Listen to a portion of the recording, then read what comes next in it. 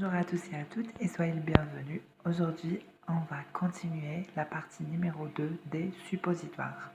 On commence par la classification des excipients. Donc, on a les triglycérides qui sont des lipophiles. Le premier exemple est la beurre de cacao. Donc, c'est presque le seul excipient pour suppositoire avant la dernière guerre. Il est solide et suffisamment dur à la température ordinaire. La présence d'acide oléique dans sa composition entrave sa conservation. Il ne permet pas l'incorporation de solutions aqueuses et présente de façon marquée la possibilité de transformation en plusieurs variétés allotropiques avec des propriétés physiques différentes des trois formes alpha, bêta et bêta prime. Et seule la forme bêta est stable et fond à 32 degrés à 35 degrés. Les autres font à des températures plus basses, 23 degrés à 24 degrés Celsius. En raison de ces nombreux inconvénients, il n'est guère plus utilisé aujourd'hui. On va passer maintenant aux huiles hydrogénées. En mélangeant des huiles naturelles et en réglant le degré d'hydrogénation, on peut obtenir des produits cireux rassemblés au beurre de cacao et fondant à des températures de 33 à 37 degrés Celsius.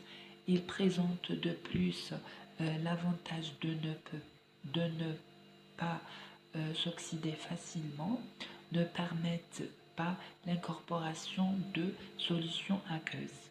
Troisièmement, on a les glycérides hémisynthétiques solides. Ce sont généralement des huiles hydrogénées, mais elles contiennent une certaine quantité de mono ou diglycérides qui permettent l'incorporation de petites quantités de solutions aqueuses. Quatrièmement, on a les huiles polyglycolysées saturées. Ces excipients encore plus hydrophiles facilitent dans certains cas le passage de principes actifs à travers la muqueuse rectale. Actuellement, il existe beaucoup de fabricants d'excipients pour suppositoires, des glycérides hémisynthétiques et des huiles polyglycolysées, polyglycosylées.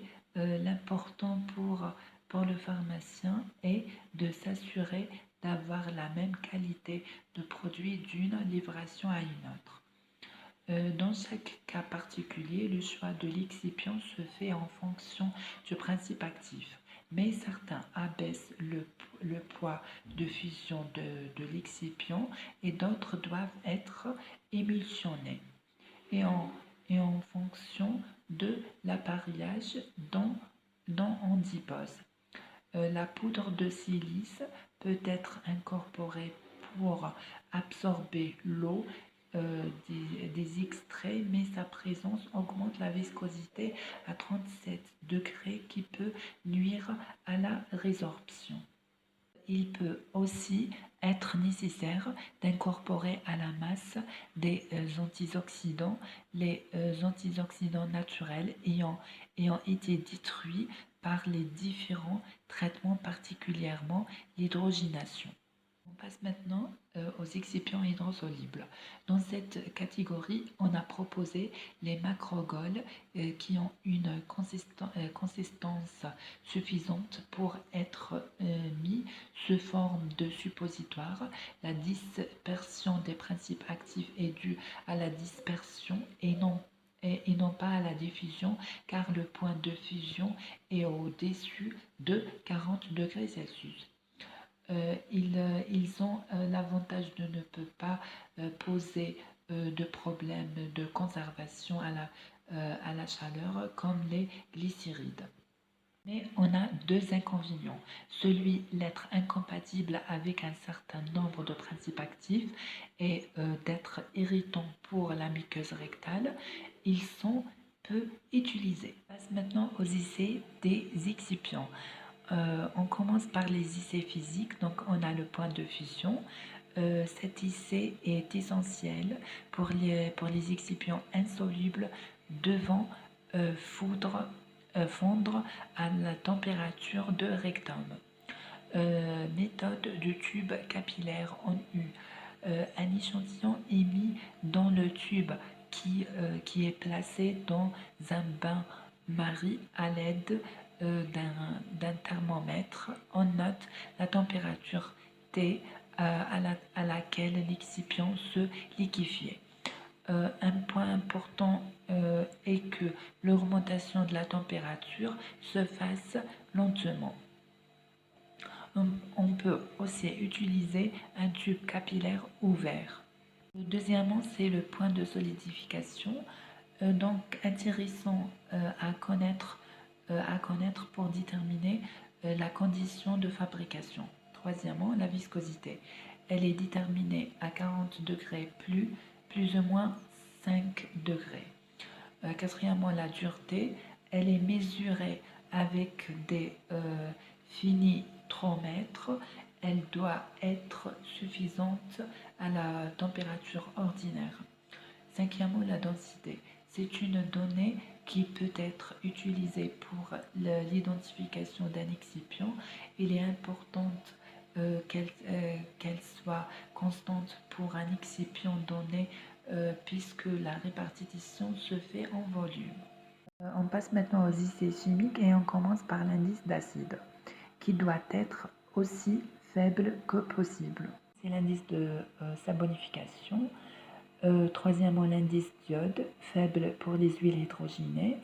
Quatrièmement, l'indice hydroxyle, il rend compte de l'hydrophile et conditionne la prise en masse.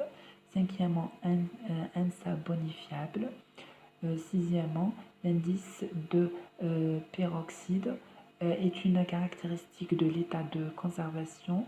Une bonne conservation est fonction du nombre de doubliaisons et des antioxydants naturels ou ajoutés présents dans l'excipient. Septièmement, c'est l'impureté.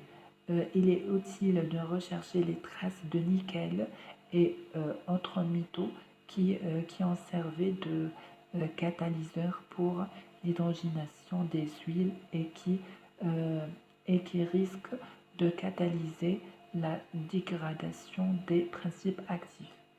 On passe maintenant aux essais physiologiques. Donc, on vérifie après des administrations répétées à un animal que la muqueuse rectale reste saine. Quatrièmement, la quantité d'excipient à mettre en œuvre et on va entamer le facteur de déplacement. Donc la notion de facteur de déplacement est intéressante à connaître pour établir la formule en poids des suppositoires dont la répartition se fait en volume.